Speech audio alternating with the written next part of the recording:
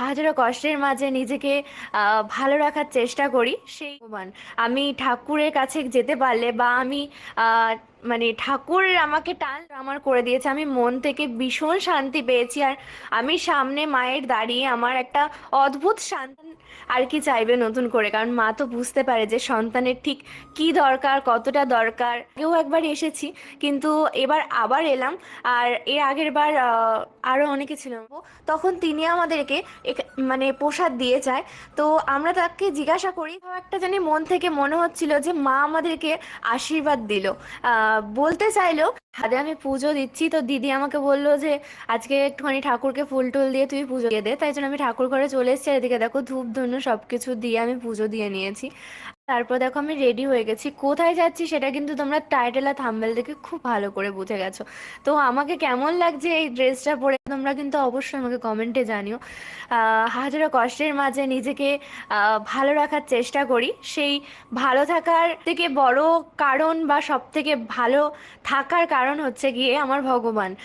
আমি আহ মানে ঠাকুর আমাকে টানলে আমি বেশি খুশি হই। তো এত কি চাইবে নতুন করে, কারণ মা তো বুঝতে পারে যে সন্তানের ঠিক কি দরকার, কতটা দরকার, কতটুকু দিলে এখানে এসে যতটা শান্তি পেয়েছি সবটুকু মানে আমার মনে হয়েছে যে ভীষণ শান্তি। তো তার থেকেও ভালো জুডিওতে এখানে দিদি কিছু জিনিস কেনাকাটা করতে এসেছিল। তা আমাকে বললো দিদি যাবে, তো আমিও দিদির সঙ্গে চলে গিয়েছিল।